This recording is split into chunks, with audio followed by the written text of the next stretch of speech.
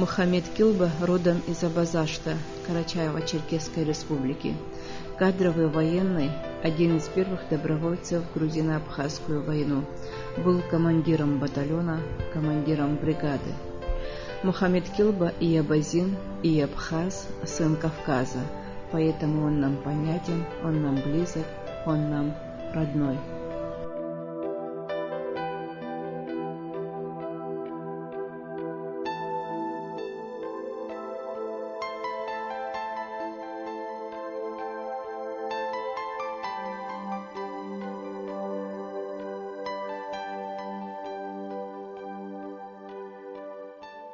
Мухаммед, вы герой Абхазии, то есть наш герой.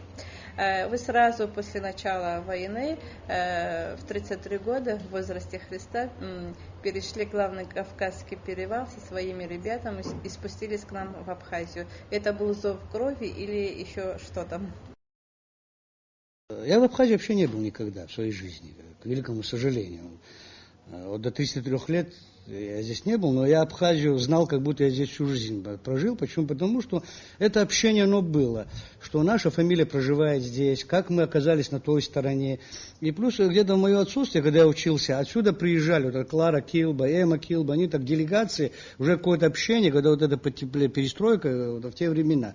Но, к сожалению, я их тоже не видел. Поэтому то, что именно наши корни здесь, и это где-то и на генном, и на таком психологическом уровне мы это все знали, что мы именно отсюда. И фамилия там оказалась в результате Кавказской войны. Мы вообще выходцы из Псху сами. То, что мы на Северном Кавказе пришли, иногда там другие народы, когда пытаются упрекнуть, абазины там тысячелетиями жили, а мы действительно туда пришли, Ашхраус отсюда. И плюс ко всему, даже не столько это важно, не то, что важно, это тоже имело какое-то значение, но, скорее всего, это не определяющее было. Почему? Потому что войну я уже в своей жизни видел, и в той ситуации, в моем понимании, что именно на такой территории, на такой, как говорится, благословенной земле, с этим народом, это не то, что сейчас я так к этому отношусь. И в те годы я чувствовал, что я частица этого народа. Это, хотя я же еще раз, я ни разу здесь не был, но я был на этом воспитан, и это я чувствовал, что наше все здесь практически. Поэтому и плюс ко всему, и, наверное, более важный фактор, наверное, сыграл то, что я вообще профессиональный военный, и плюс имеющий опыт боевых действий. Видимо, это было определяющим. Так-то по зову души мог бы прийти там, констатировать определенные факты, или делить эту трагедию с этим народом, или если там я, допустим, представитель других творческих профессий, где-то это зафиксировать для истории, где-то что-то как-то, или донести то, что здесь я увижу, туда именно до своих соплеменников на Северном Кавказе. А так, скорее всего, не скорее всего, так и есть, наверное, определяющим это было, что моя профессия человека военного, наверное. Ваши однополчане говорили про вас. Тогда, 20 лет назад, вы были молодой, красивый, и говорили про вас. Он бежал впереди, и пуля его не брала. Видимо, о таких вещах вообще вслух произносить и часто об этом говорить, наверное, не стоит. Вот, в Афганистане я был командиром разведроты, это очень сложная, тяжелая работа была. Практически ежесуточные выходы к противнику на непосредственное соприкосновение или реализация разведданных, там, уничтожали караваны, проводили засадные действия. Очень много работы там было. И, естественно, физические нагрузки были колоссальные. Даже мне, как командиру роты, было очень тяжело. Оно бывало, что день с ночью путало. Все эти действия проводились в ночное время, в дневное время, когда все остальные подразделения занимаются повседневной работой, естественно, ты особо там и не отдохнешь, и не выспишься. Час-два. И вот так это месяцами, когда может продолжаться, нагрузка колоссальная, еще раз повторяю. Но когда эту роту отправляли, вот, допустим, не на столь, в моем понимании, не столь сложные задачи, так где-то недалеко по местности, я иногда назначал своего заместителя как руководителя вот этих действий. Солдаты сразу теряли настроение вот, на глазах. Почему? Потому что они, видимо, себе внушали в том, что если вот с командиром мы пойдем, у нас будет все нормально. Это я всегда чувствовал. И вот эти глаза молодых пацанов, 18-20-летних, хотя какой бы усталости у меня не было, я, честно говоря, в течение 3 минут одевался, я говорю, ладно, я с вами сам пойду. Вот таких, несколько случаев такие. Порой даже говорили эти же солдатики, которые были у меня в Афганистане, что я чуть ли у них не как талисман, или там ангел-хранитель. Такие моменты были. Видимо, в любой экстремальной ситуации, особенно в войне, люди становятся достаточно суеверными. Я даже уже в зрелом возрасте, я был командиром роты там 26-27 лет, это считается для этого, я очень достаточно зрелый был, опытный. В Союзе я уже 4 года командовал ротой и как раз был командиром разведроты. В Афганистане уже на 4-5 году на этой должности. И, скорее всего, здесь тоже я благодарен то, что я именно в Владикавказе, в Орджоникидзе учился. У меня, если в жизни мне в чем-то повезло, в первую очередь, это повезло тем, что у меня старшие были достаточно известные, авторитетные люди, они очень были компетентные. И преподавательские составы у нас, профессорские, командиры, я по сей день с ними общаюсь, с которыми на сегодняшний день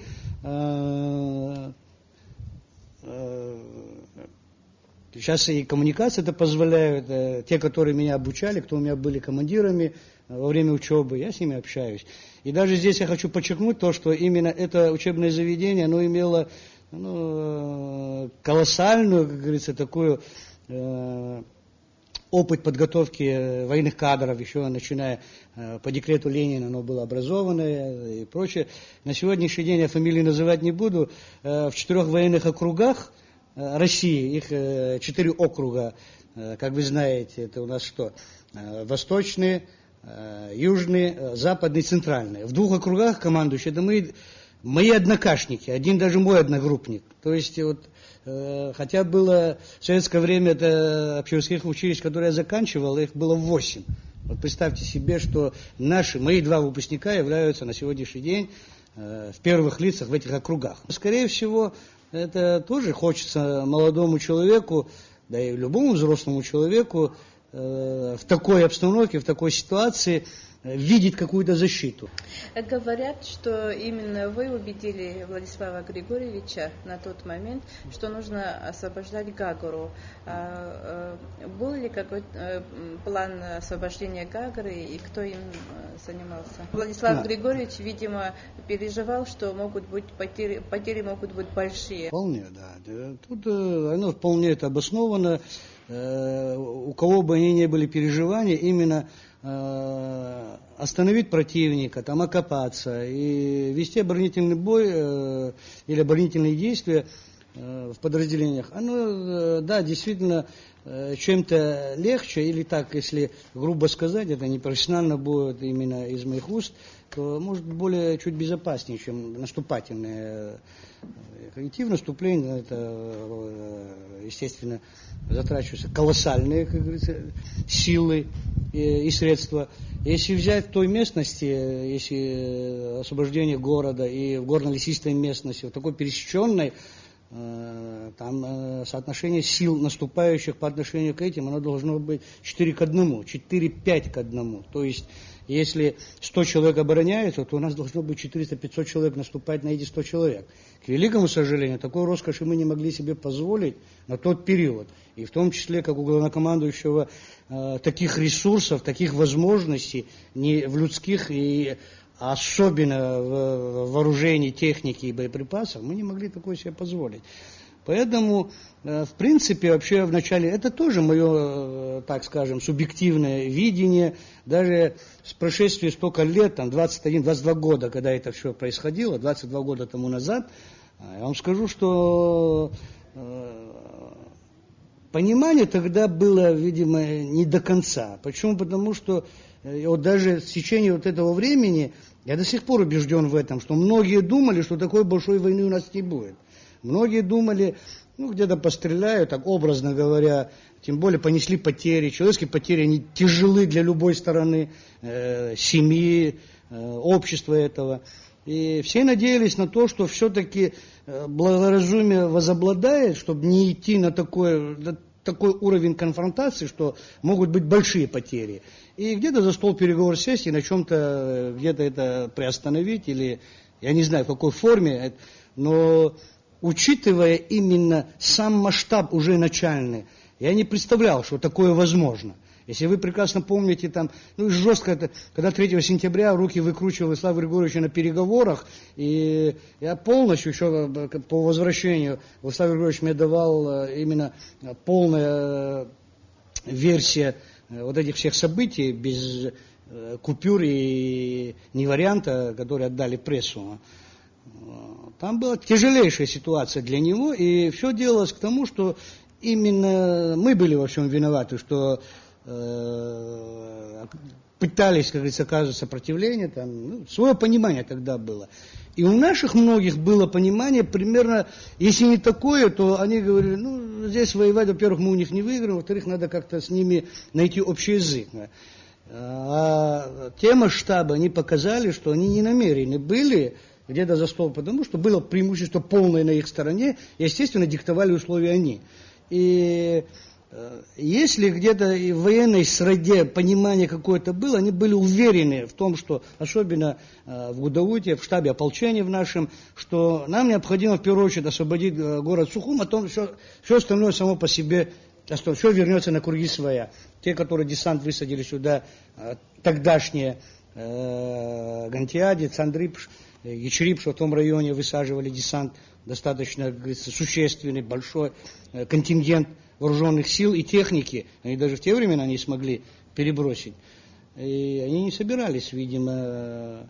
Поэтому убеждение было в том, что да, нам было очень сложно и тяжело остановить эту армаду именно на этом участке. Когда сюда меня привезли из Гудауты, построили 26 человек, из них было где-то 11 или 12 автоматов, по одному магазину каждому автомату, и единственный гранатомет РПГ-7 без единого выстрела. Вот все, что здесь на 12 километров фронта, где мне обозначили, как раз Сергей Платонович Бар здесь был, он меня привел, говорит, это, говорит, твой батальон. Батальоном назвал вот эти 26 человек. Естественно, ситуация была очень тяжелейшая, невозможно было.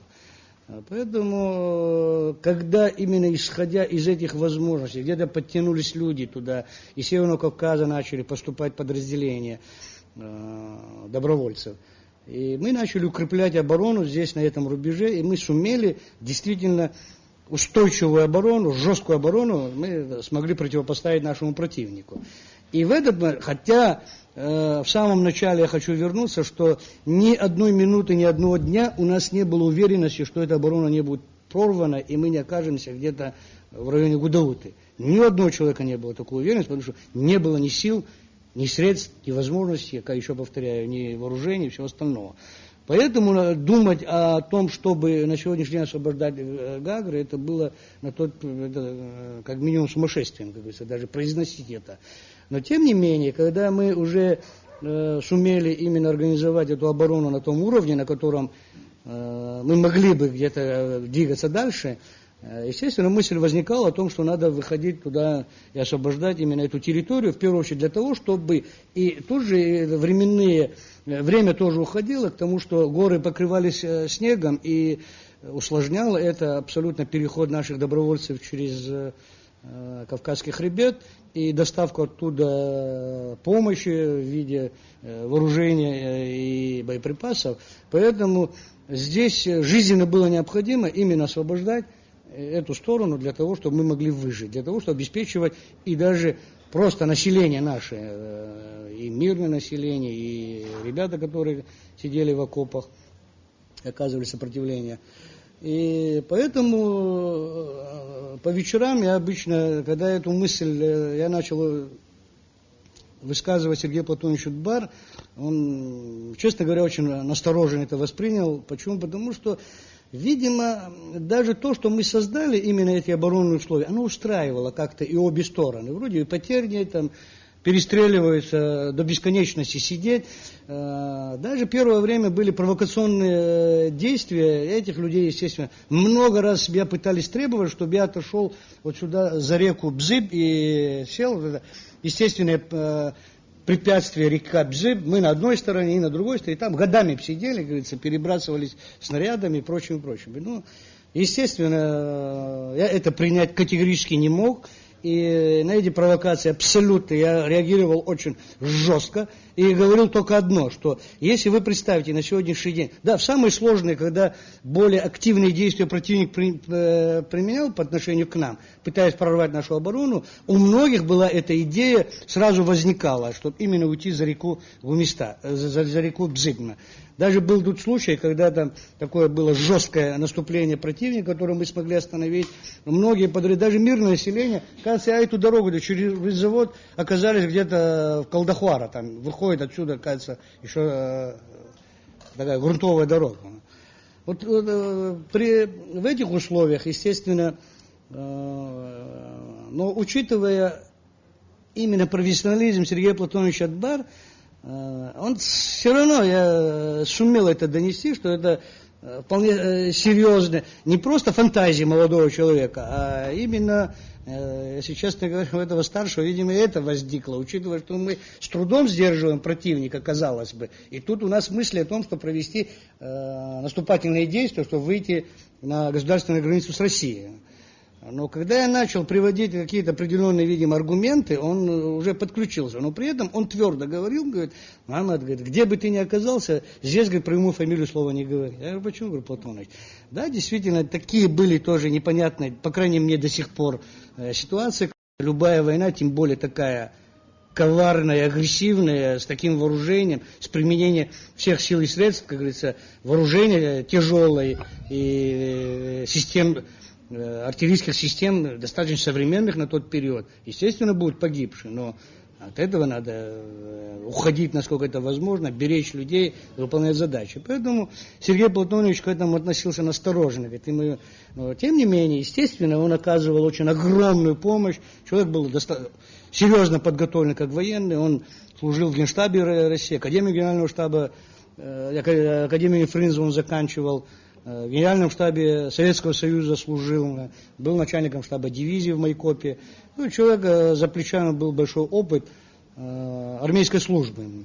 Единственное, он всегда мне говорил, говорит, а все-таки, говорит, это наука, и, говорит, а в войне, мол, я у тебя учу. Ему, как пацану, было интересно, вот многие эти ребята помнят, если какая-то группа там спускалась, где там надо было БМП, такую частную задачу выполнить, там, группа 7-12, он с ними спускался все время. И они, пацаны, рассказывали, потом, говорят, стоя в полный рост, говорят, вот ты спрячься там, там тебя могут убить. Говорят, такое, действительно, человек большой души и профессионал. И вот мы по вечерам это мы приводили именно до определенного приемлемого варианта проведения этой операции. И когда уже это время настало, когда мы почувствовали, что оно готово, я поехал в Гудауту, в штаб ополчения, где практически не то, что со мной никто не захотел разговаривать, даже так, на сумасшедшего глядели, настырно настаивал от того к другому. И в конечном итоге, это вообще все вопросы к этому, это ответственность большая. К Гаграм вообще относились так, второстепенно, третьестепенно, но здесь даже как оборонительный рубеж, как фронт даже не обозначали. В конечном итоге там говорили вначале там батальон из этих 12, 15, 20 человек, а потом он стал называться в наших документах как Гагрский оборонительный рубеж. Вот так. На вторых, третьих ролях мы были. Тем не менее, Владислав Григорьевич меня принял, мы очень долго с ним разговаривали, более 2 часов. Вот, это, кстати, первые беседы мои были с Владиславом Григорьевичем, насколько вот человек, который к этой профессии военного абсолютно далекий, но меня поразило его вот, внимание, и все время он пытался вникнуть в суть. То, что многие вещи, может, и с первого раза он и не понят, но по 10 раз спрашивал некоторые моменты, уточняющие. А что его интересовало? Это уникальность Ардзинба именно в этом заключалась. Для него, естественно, люди, нам не нужна была победа, где бы мы всех людей бы положили и победу праздновать и продолжать жизнь некому быть. Естественно, это категорически неприемлемо было и для меня, и это все время, как красной нитью, у Владислава Григорьевича всегда проходило. Очень болезненно всегда это было. Потери для него были болезненные. Вот настолько болезненный, что человек вот, на глазах он вот, совсем другим становился, он терялся, вот эта боль прямо на лице, в его словах это все время, говорится, проходило. Даже какие победы бы или какие бы результаты не добивались, именно о людях у него, потери для него были самой страшной трагедией. И акцентировал всегда туда внимание. Хотя, допустим, мы военные, я еще раз говорю, мы, может быть, к этому чуть-чуть более черство относимся, или более, не столько, рационально к этому нельзя относиться, но более прагматично, наверное, к этой ситуации. Почему? Потому что выполнение боевой задачи, оно является определяющим для того, чтобы в дальнейшем и сохранить, как говорится, и людей, сохранить и государство, и все остальное, что за этим следует. Поэтому Владислав Григорьевич очень долго спрашивал, уточнял. После этого говорит, а ты, говорит, военным нашим докладывал? Я говорю, нет, они меня к вам, говорю, прислали. Он говорит, а теперь сходи, говорит, им объясни это все. Говорит. И уже когда от него я пришел, меня выслушали внимательно. Он говорит, подожди, мы подумаем, там через несколько дней опять никто не зовет, я опять туда поехал. И вот так, наверное, разов 5 я ездил в Гудауту, и между Владиславом Григорьевичем и нашим штабом ополчения я несколько рейсов проделал. Если мы освободим столицу, у нас проблемы все. Многим так, ну, в принципе, это тоже мысль или такое видение тоже имеет право на существование. Почему? Потому что именно на тот период многим казалось, если столицу освободим, остальное куда денется. Я был убежден в том, что и сумел Владислава Григорьевича убедить, но, естественно, силы и средства, которые привлекались для проведения, они были минимальные.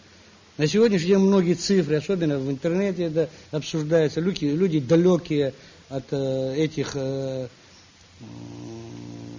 событий, они такие, я вам честно скажу, было 6 единиц бронетехники, 2 танка, 4 БМП, 1 БРДМ был, это сколько? 7 единиц бронетехники, из них вот 6 гусеничных и 1 колесная, и плюс наступало 296 человек. И не более того. Некоторые там называют чуть ли не тысячные, их не было просто по определению, они не могли быть. 296 человек, и мы на границу вышли, у нас потери составили 52 человека, если мне память не... или 54 человека у нас погибло. Противник потери понес более 900 человек. Это то, что уже после проведения этой операции уже долгое время не могли их похоронить. Уже наши структуры, мы сами своими силами это хоронили, собирали, как говорится. То есть эти данные, они есть. И многое тоже обсуждается об этом плане Гагрской операции. Даже в некоторых музеях я вижу там план Гагрской операции, он в единственном экземпляре существует и существовал. Копии к нему, и чтобы копии снять тоже не было возможности. Почему? Потому что, я вам сейчас скажу, это ни разу об этом не говорил. Во время войны, вот здесь на Гагрском направлении, после этого они туда перебазировались вместе с нами на Гумисту, был Гицбалева. Он наш писатель под псевдонимом Гыц Аспа. Он был с 2 девчонками, его студентами, по-моему, с этого университета. Одна была, она погибла, бедная, там на Гумисте, на Лазаба, снаряд попал в эту командно-штабную машину, если вы помните, и девочка погибла. Они как раз вели аудиозапись всех. Вот некоторые историки там пытаются, или околоисторические эти круги, они пытаются след медведя искать, когда медведь перед ними стоит, понимаете, ну все есть здесь. Они записывали именно вот это Лёва Гицба со своими 2 девчонками, 2 абхазские девочки, они, вторая живая, там все четко и наглядно, все это есть. Это все находится у Гицба Лёвы. И когда мы вышли на Псоу, его ко мне подвели, говорят, это наш историк, пишет историю, такой видный дядька, такой спокойный очень.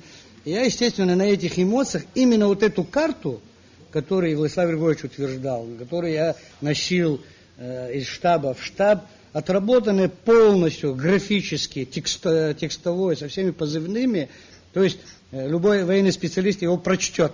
У нас карты читаются, хоть там графически это обозначено, кто откуда идет, на какую задачу выходит, и что он должен делать. Эти все действия отображены на этой карте. А не то примитивное, когда пытаются там 3 закорючки его назвать планом освобождения Гагры и повесить. Народ-то не надо обманывать, наверное, тем более в наших музеях. Нельзя этого делать. Вот эта карта, она находится у Гицбалёвы, прямо на границе на ПСО, присутствует людей, видимо, вот это эмоционального подъема, что и меня тоже надо понимать, как человека военного, который здесь, на этой территории, на своей земле. Я считаю, что мы эту операцию провели, блестяще провели операцию, мы не дали возможности опомниться противнику. Насколько я знаю, данную операцию изучали и в учебных заведениях Российской Федерации, в том числе и в Академии имени Фрунзе. Почему? Потому что такие локальные войны, такие локальные операции, они все изучаются. Даже будучи военным, мы эту информацию получали со всего света, мы изучали опыт именно проведения тех или иных операций в разных условиях. Поэтому на этой же границе я подписал эту карту под свою фамилию, расписался, собственноручно я его оформлял, вносил коррективы, изменял и утвержденное, где, как говорится, рукоположил туда наш главнокомандующий Владислав Григорьевич, который действительно понял ситуацию и сам, как говорится, настоял на том, чтобы именно там провести операцию. Если вы помните, когда мы вышли, освободили город и закрепились на рубеже там, пожарной, по-моему, вот это, где гостиница «Украина», сейчас Москва находится, я там высадил вот на этих высотах своих ребят, закрылся, потому что противник на той части остался. Но это надо было видеть. Во-первых, не имея опыта наступательной войны, вот это расстояние, первый день мы закрепились, где военкомат был, где кладбище, это где-то часа 4 боя, а весь остальной день мы уже продвигались далее. Направление главного удара было у нас по вот этой объездной дороге. Мы бронетехнику даже не стали выводить в эту. Фронтальное наступление мы старались сделать минимальные движения. Почему? Потому что создавали противнику угрозу окружения, и мы все или во фланг, или в спину били вот этим группировкой, которая шла на направление главного удара. И даже мы, когда вышли на основную трассу перед пожаром, где 17-й партсъезд, большая группировка противника осталась сзади нас, они еще бои вели в районе городдела милиции. И они попали уже под шквальный огонь наш, и, если вы помните, самые большие потери противник именно на этом рубеже понес прямо по трассе, там практически каждый квадратный метр был в телах погибших противников. Здесь все время применялось нестандартные именно подходы и решения. Почему? Потому что, во-первых, это нерегулярная армия, во-вторых, не те возможности, даже силы и средства, которые 4,5 тысячи группировка обороняется, 296 человек пошли на его штурм. Это абсурд, естественно. И имея 6 единиц бронетехники, мы захватили 32 единицы бронетехники противника, сохранив полностью свое. И вот когда мы там закрепились, я поэтому шел в цепи, чтобы, не дай именно направление главного удара. Я с ребятами шел, там, где основной удар наносился по противнику, я с ними в цепи шел. Почему? Потому что я в любую секунду мог реагировать на те или иные действия. Самое такое, видимо, их еще поражало то, что я вообще, кроме радиостанции, у меня еще даже шальной грузин бы выскочил бы, хоть булыжника можно от него. Оружие я практически в руках не держал. Почему? Потому что у меня и времени не было этим заниматься. Я должен был управлять подразделением, я должен был управлять этой ситуацией. И когда мы там закрепились в районе пансионата это Украина, я выехал в Гудауту и встретился с Владиславом Григорьевичем. У нас был долгий разговор. Я тогда предлагал ему, чтобы служба вооружения штаба нашего. Они сюда выехали полностью. Тут и склады с боеприпасами остались сзади нас. И, к великому сожалению, они не смогли это использовать, к великому сожалению.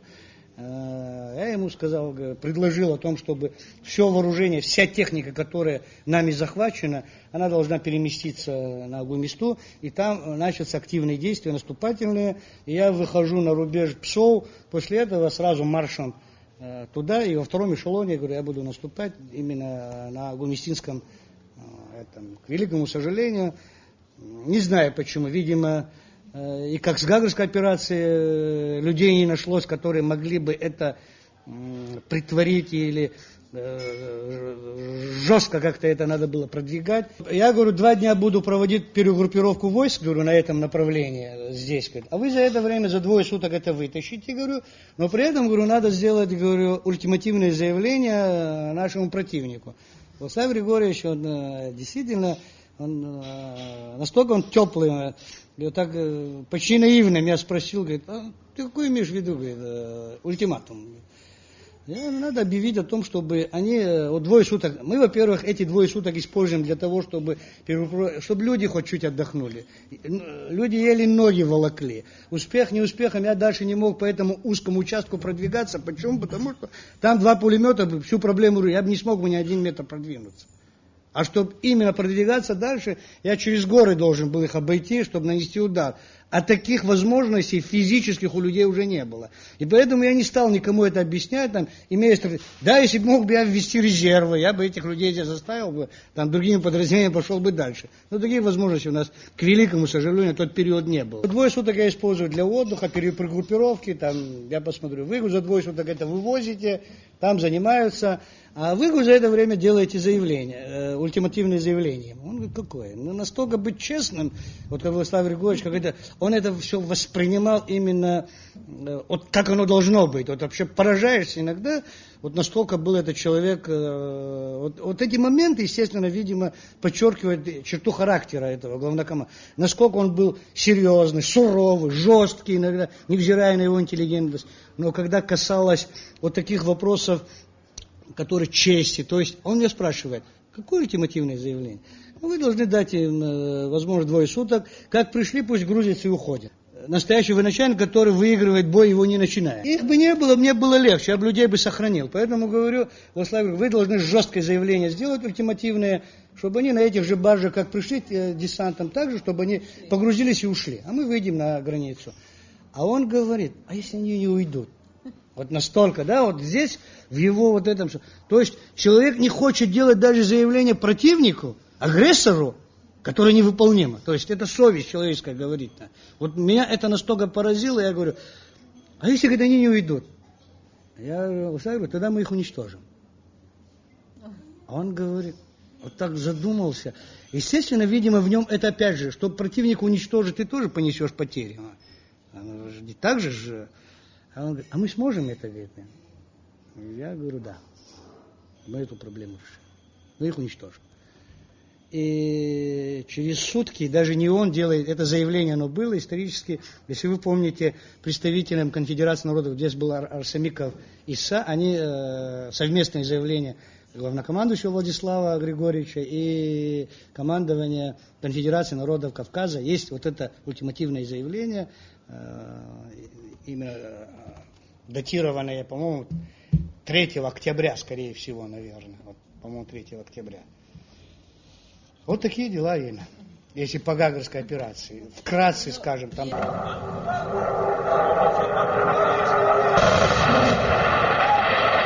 оружие держит? Кто оружие держит? Кто оружие держит? Вот там, по-моему, за меня.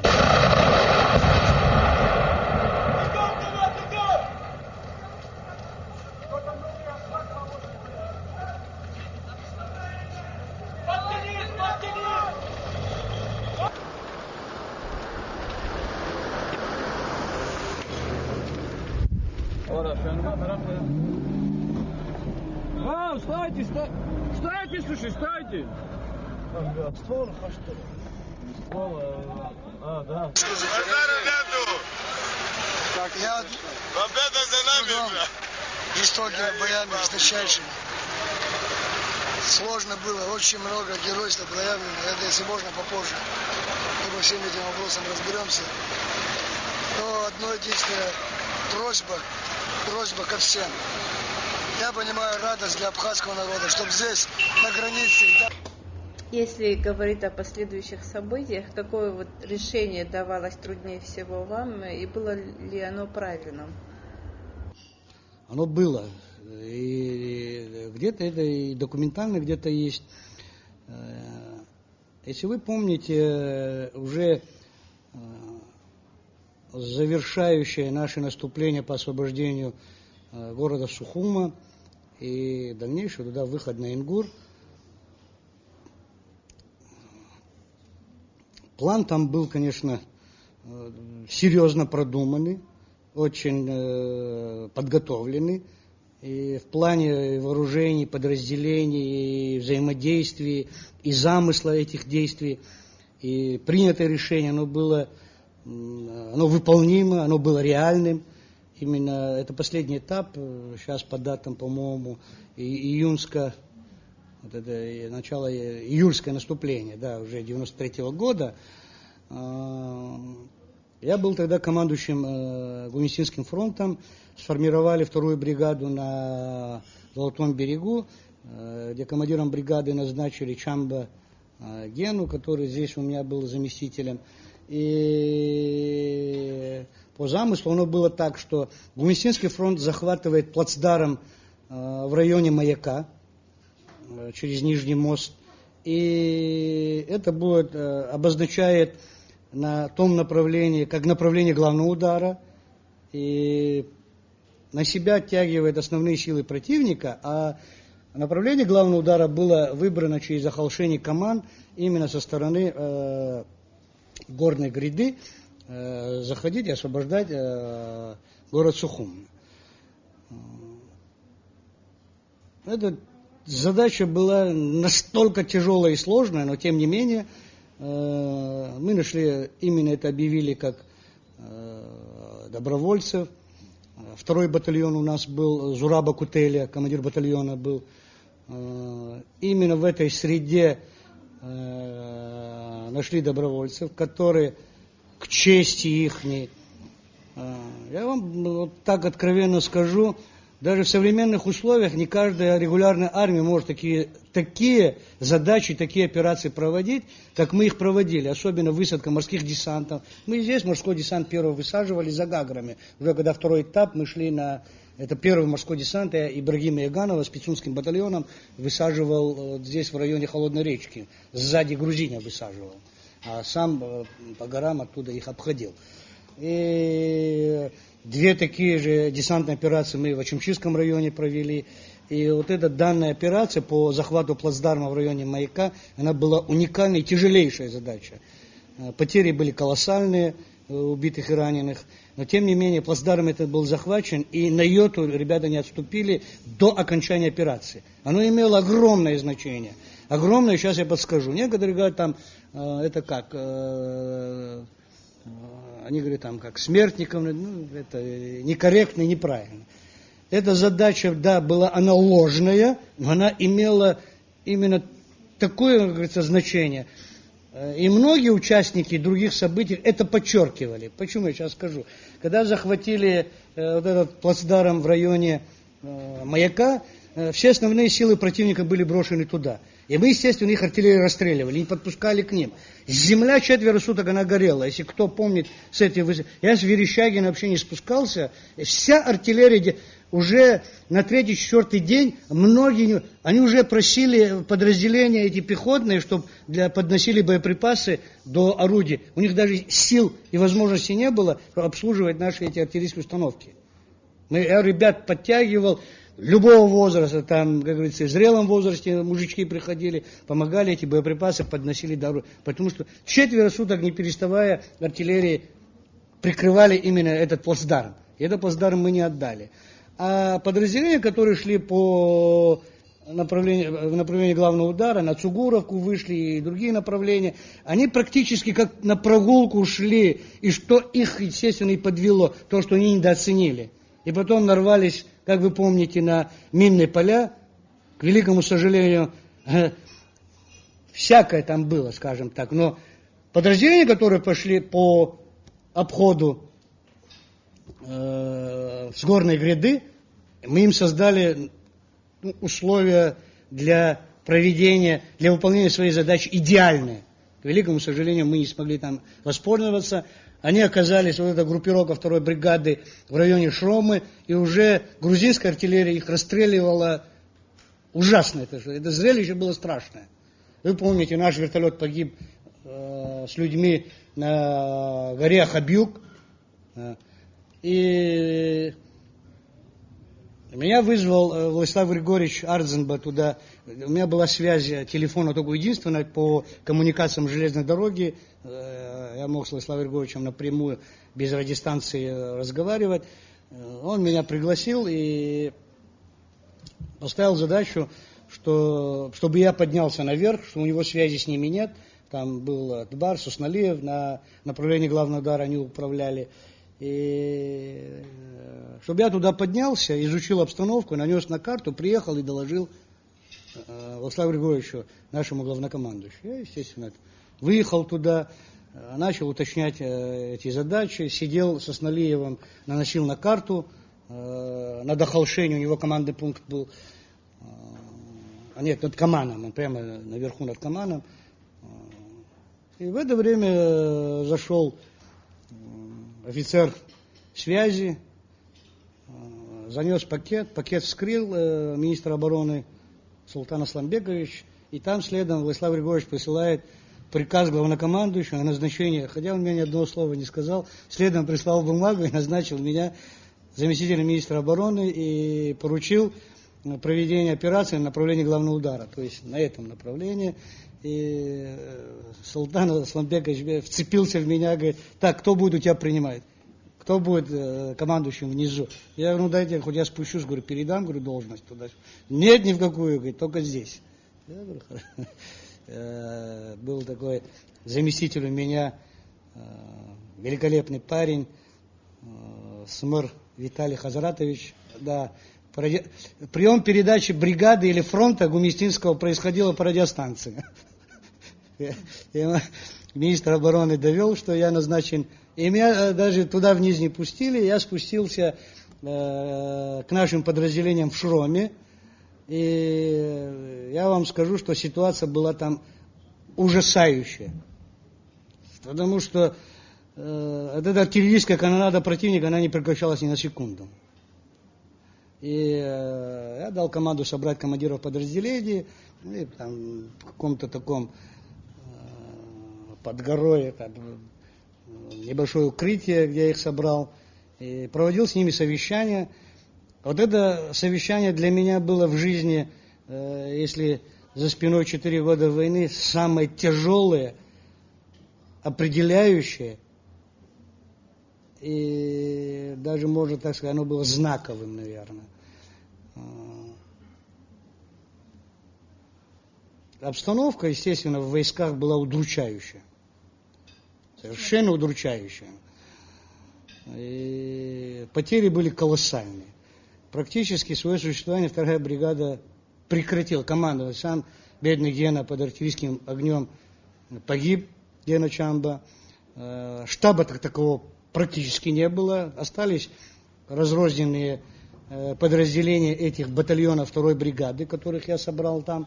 И проводя совещание, я выслушал их доклады, анализ небольшой, свое видение провел и дальнейшие задачи, действия. Естественно, там определяющее было, что надо немедленно выходить из этого котла. Почему? Потому что не выйти из этого котла, перспектив никаких нет на выживание. Надо было на высоты, захватывать все высоты и нависнуть над городом. И когда эту задачу я озвучил, я спрашивал каждого командира подразделения, каждого, ваше мнение, и все 100% сказали, что эта задача невыполнима, и что мы должны уйти за реку Гумиста. И подумать именно о новом. Это была бы трагедия. Это была бы на сегодняшний день, уже с прошествием 21 года, именно в такое же время, как от сегодня это происходило, да, действительно люди уставшие, люди больше недели находились под этим шквальным огнем противника. Потери колоссальные у них. И деморализация была полнейшая. И в первую очередь у этих командиров подразделений. И разговаривать с ними мне было действительно очень сложно. Приводить аргументы, что это возможно. И люди, которые находились не с первой минуты, и я так, казалось бы, пришел со стороны, но тем не менее я тоже в углу где-то не сидел, выполнял свою задачу по захвату того же плацдарма. Я сам понес колоссальные потери внизу со своим подразделением. Тем не менее, выслушав каждого, все до единого только на одном. Уходить надо отсюда, задача невыполнима. Где я жестко сказал, что уходить никто не будет, мы будем продолжать эти действия такой очень жесткой, если мягко сказать, форме. Каждому это высказал, хотя это мне стоило очень тяжело и моральных, и психологических. Я другое скажу, что там, скорее всего, вот эта внутренняя сила воли. Я им навязал свою волю. Практически получилось вот этой группе командиров, у которого было единое мнение. У меня у одного единственного было совсем другое мнение. Получается, это я действительно очень жестко, а то и жестоко я навязал именно вот то, что я видел и как я его представлял. Именно вот эта ситуация для меня была и в принятии решения, и что, принимая решение, во-первых, я за него несу полную ответственность. Принимая решение, я завтра отдаю боевой приказ. Оно должно быть выполнимо. А смысл принимать это решение, которое останется принятым решением, но не исполненным. Поэтому в тех условиях, в той ситуации, или исходя из того опыта, который я проходил, я не имел никакого ни морального, ни другого права именно принятое решение, чтобы я не притворял в жизнь. Колоссальный труд людей, я вам скажу, колоссальный. Через даже вот этот случай, если взять, насколько я сумел этих людей, я сумел это одно, то, что они смогли это перебороть, то есть свои убеждения, что это невозможно. То есть из одной крайности, что практически все потеряно, все это мобилизоваться внутри, и плюс ко всему управлять подразделениями, людей убедить в выполнении задачи. И мы действительно, мы уже классически взяли все высоты за считанные дни. Начали. А Хабюк мы брали как на картине, как в войну.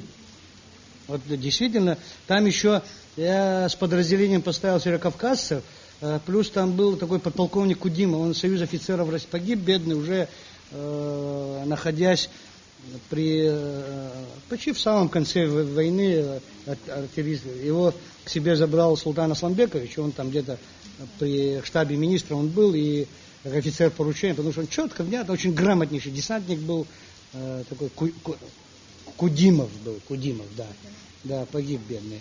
И я его туда, я, честно говоря, сказать это, видимо, оно будет грубо. Я даже от этой работы получал огромное удовольствие, потому что она как часы работала, когда мы Хабюк уже брали, закреплялись, потом все остальные высоты, Сугуровку, Бирцку, все эти высоты мы за считанные дни практически без потерь взяли. Вот единственное, на Хабюке снарядом там погиб начальник штаба этого первого батальона, Ишерско-Афонского батальона, начальник штаба был Авицба такой, Вячеслав, да, начальник штаба он был. Одним снарядом 4 ребят погибло, к великому сожалению. После нашей победы, я знаю, вы быстро собрали своих ребят, свой отряд, также быстро уехали из Абхазии. Чем вы руководствовались? Во-первых, я сюда приходил один, как частное лицо. Потому что я без единого. Все молодые ребята, они там, это я своими глазами видел, то, что происходило, в частности, в Черкесске, какой порыв был, какие митинги. Люди от своих родителей там на автобус, все уезжали в Грозный, там вооружались. Вы сами же прекрасно помните, в Гудауде все пансионаты были забиты, невозможно было. Мы их с трудом через эти перевалы обратно, потому что их одеть их не во что, особенно вооружитель. От того, что эти ребята там, их же с палками в наступлении, они говорят, нет, мы пойдем и сами добудем оружие. Вот насколько вот этот подъем патриотический, настолько это было у этих людей, у этих молодых. А третий день мы оттуда сопроводили несколько групп с ребятами, и после этого с 4-й группой, самой многочисленной, Шамилем Басаевым, мы сюда переходили вместе. Но я им присоединился, уже их догнал на легковом автомобиле где-то в районе Архыза. Я их догнал, присоединился еще, я один шел, без никого. как я рассказывал.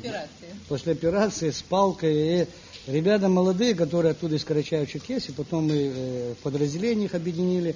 А мы, говорит, все время думали так, куда этот старичок идет, говорит, мы молодые, понятно, говорит, вам воевать. А этот старичок, вот мне было 33 года, меня считали. Естественно, после операции, видимо, я не совсем выглядел, наверное. Но тем не менее. Вначале у меня здесь на Гаграх было 5 человек из Северного Кавказа, из Карачаево-Черкесии. Больше никого не было, ни одного северокавказца, когда я сюда только пришел. И через них я начал собирать все те группы разрозненные, которые, кто из Грозного, кто откуда. Я их начал здесь на Гаграх собирать, и у нас получилось где-то более 30 человек из Карачаево-Черкесии.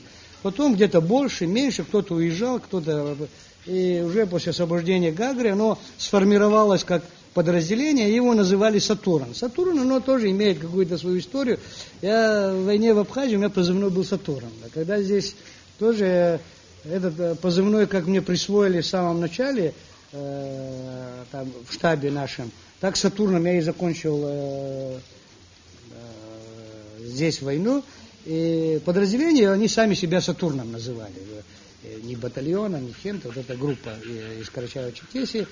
И там получилась такая картина, что когда мы освободили полностью Абхазию, закончилась война, на мне была ответственность, я, по крайней мере, так думал, я так представляю, и так я думаю до сих пор. Хотя я ни одного человека сюда с собой не привел, но их родные, близкие, они считали меня старшим. И до сих пор многие убеждены, что я их собрал, я там с ними сюда я пришел. Ну, пусть так будет, это меня абсолютно ничего не меняет. Я их собрал, они сами пришли, но факт то, что они здесь оказались, они достойно себя показали. И единственную задачу, какую поставил, что, ребята, война закончилась, кто как свою судьбу будет устраивать, дело каждого, но я обязан, я так считаю, что вы все должны собраться, спокойно приехать домой, день-два хотя бы, чтобы, а там что хотите, то и делайте. Потому что это уже ответственность, как я считал, снимаю с себя, что их живыми, здоровыми, да, были потери, погибшие, раненые, но тем не менее, те, кто остался, что я обязан был их привезти домой, к их родным и близким, к их родителям, а там уже каждый. Многие сюда вернулись, многие проходили службу здесь, и в вооруженных силах Абхазии. Многие достойные ребята были в непосредственной охране президента нашего, Владислава Григорьевича, после войны.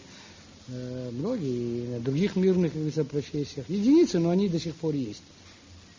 Поэтому здесь ничего такого. Чисто это был мой психологический шаг. Я представлял и понимал, что я обязан это сделать после войны, как после армии, их привести, по крайней мере, достойно, чтобы их встретили, как победителей. Это тоже имело, может, еще и такой оттенок, вполне возможен. Но я считал своей, еще раз повторяю, задачей, что я обязан их привести, этих победителей, до их родных и близких.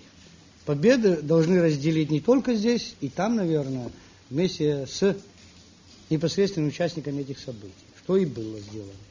Мы знаем, что Абхазия ваша родина, но вы сегодня живете в Черкесске и мирной жизнью, высоко в горах занимаетесь красивым хозяйством. Как вы вспоминаете Абхазию, своих друзей, которые живут здесь, тех, кто похоронен по всей земле абхазской, и как вы оцениваете события, которые происходят сегодня здесь? Вот с той боли, что, да, естественно, когда на тебе висит груз ответственности принятия решений и исполнения этих решений, и, естественно, в первую очередь потери у тебя, как командира, как военачальника. Естественно, эти потери, они людские, они почву особой боли, тяжелой болью отдаются именно в их семьях, среди родных и близких. Это понятно. Я, естественно, не претендую на, но тем не менее. Есть еще такое понятие, как боевое братство, или если с этими пацанами, с этими ребятами я находился именно в таких жесточайших условиях войны, если мы не кровные братья, но по своему образу жизни, мышления, действиям, естественно, эти люди для меня очень близки, и эти потери, к великому сожалению, а может быть, кого-то я обижу, особенно по каким-то определенным датам, или когда есть какое-то определенное недопонимание внутри общества, некоторые начинают их вспоминать и козырять этим. Это неправильно. Я думаю, что беспокоить ихний дух, ихнюю память по поводу и без повода нет необходимости. Их надо помнить, их надо чтить. И вести такой образ жизни, когда ты отчитываешься перед ними, что они за тобой наблюдают. Вот это я могу понять. А подчеркивать и озвучивать то, что вот в память наших предков, для меня это, пусть это будет грубыми, некорректными словами, но это просто эмоции, просто слова. Если память этих людей, оно в тебе, и нет необходимости об этом все время говорить и подчеркивать. Они в тебе, потому что ты это показываешь своим отношением к жизни, к ситуации, то, что они сегодня не увидели, как ты это ценишь, как ты к этому относишься. Поэтому, естественно, память о них, я вам искренне скажу, это глубоко во мне сидит, и всю оставшуюся жизнь я, естественно, всех на сегодняшний день по именам и фамилии не помню, потому что многие ребята погибли не именно на моих глазах, потому что фронт он у нас был действительно большой протяженности, колоссальное количество молодых пацанов участвовало в этих всех событиях. К великому сожалению, многих мы потеряли, так, Абхазии, именно к своим друзьям, особенно в первую очередь. Я хочу подчеркнуть, для меня было всякое здесь происходило, и скажу, что не все мне это нравилось и нравится. И было бы удивительно, если бы это мне... Естественно, и мои позиции, мои слова тоже не всем нравятся, я это осознаю, это я понимаю, но в то же время я лично готов на любую тему, в любой аудитории разговаривать, обсуждать, если даже есть необходимость и спорить, аргументировать, но так голословно кого-то в чем-то обвинять или как-то, я бы этого не стал делать и не делаю этого, и никому бы этого не посоветовал. Когда это все происходило, как и в любом нормальном другом обществе, эти процессы, они будут. Будут позитивного характера, и дай Бог, чтобы этого позитивного характера было намного больше, чем негативного, и негативное будет, никуда от этого не денешься. Или кто-то болезненно воспринимает, что при этой власти это там оппозиция, как так надменно или там чуть ли не оскорбительно в их, они такие же граждане. И самое тяжелейшее, что меня убивало, и до сих пор я не могу понять, и не пойму я никогда, когда делят людей на своих и чужих. Никогда я этого не пойму. И никогда это себе не позволял, и не позволю никогда. И если у меня будет возможность на эту ситуацию влиять, я буду влиять, как я смогу. Но тем не менее я подчеркну, что да, это тоже будет выглядеть как своих и чужих, наверное. Я во многих мероприятиях я участвовал, и особенно для меня памятен первый съезд Арува. Вот когда именно форум, в принципе, я во многих форумах, в Северном Кавказе участвовал, да, они бывают многие действительно принципиально, которые имеют уже жизнеспособность, оно имеет какое-то определенное продолжение. А есть какие формальные, вроде бы собрались, вроде бы о каких-то серьезных вещах поговорили, оно не имеет порой никакого практического применения. Да. Поэтому вот когда я пришел на первый съезд Арува, и меня это поразило, что аудитория была многочисленная для этих условий, человек 300, наверное, делегатов было. И представьте себе, что даже с прошествием времени кто-то где-то пополнел, кто-то, мы постарели, говорится, на какое-то определенное, на 20 лет, или на тот период, по-моему, это 18 лет было, говорится, после войны, когда учредительный первый съезд был. Многие мы ходили, как говорится, не с такими физиономиями, многие были бородатые, говорится, в частности, я, говорится, довольно-таки часто носил бороду. Но, тем не менее, эту аудиторию на 90% я их всех узнавал. Настолько у меня было такое эмоциональное, внутреннее, такое комфортное состояние, это так словами не передать. Вот, действительно, к великому сожалению, вот за последние годы вот похвастаться или вот таким нет, наверное. Но, естественно, приезжая в Абхазию, для меня, в первую очередь, это друзья. Я приезжаю к друзьям. Многие поражаются и говорят о том, что где ты останавливаешься? Я говорю, друзей, где там? Они думают, да, я в пансионате в одном, втором. В принципе, скажем так, может быть, это во мне говорит уже возрастное лентяйство, наверное, но иметь здесь в Абхазии там свой дом или там где-то что-то и прилагать туда какие-то, у меня даже нет ни желания, ни и смысла я не вижу, потому что пока, слава Богу, мои друзья, я к ним приезжаю. В частности, здесь Али Кайба есть. Я думаю, что он мне никогда не откажет, или там в Сухум приеду к другим моим друзьям. Мои дети, вообще, они дети после войны, как говорится, послевоенные дети. Они уже родились с любовью к Абхазии. Первых, как говорится, с годика и далее я их сюда вожу, и для них, вот они даже выезжая отдыхать куда-то, в Турцию, в Абхазию они обязательно должны приехать, невзирая ни на что. Почему? Потому что Абхазия это действительно, особенно супруга тоже, она даже, к примеру, образно говоря, если мед она здесь помогает, мед другой не признает. Кофе здесь, который она другой кофе не признает, ни в России, ни в других местах. Потому что есть такие знаковые, как говорится, то, что имеется здесь, оно нигде нет в мире. Оно вот, настолько для них это родное здесь, в Абхазии, это так вот, словами это не передать. Это они, Абхазия в них уже сидит, оно вместе с ними, как говорится, везде, все, где бы они ни находились. Они этим гордятся.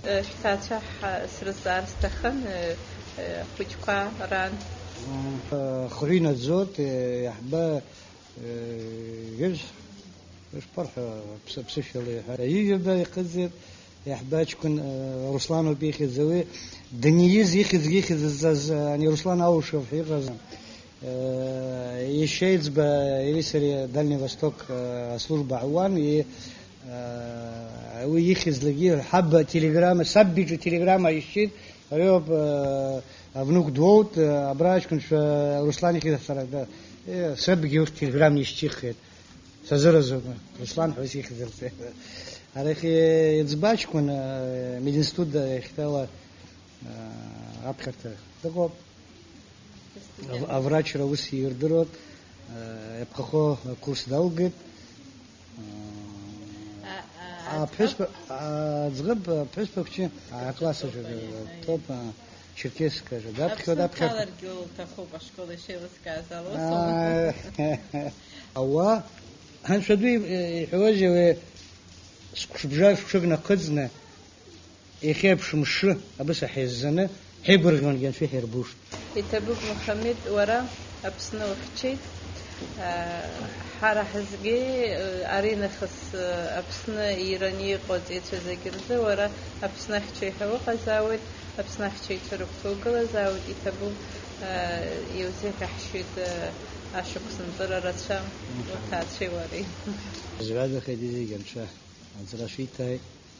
Апшдзарак иззиги, хазигает, иззиги шазигает. Апсуа вака, апсна вака, пехала яухари, абзахара пшдза, дуня пшдза, шардацана, иркнагоп, иртакуб, ирбараге такуб, аншаду ихози, иззиги абабу.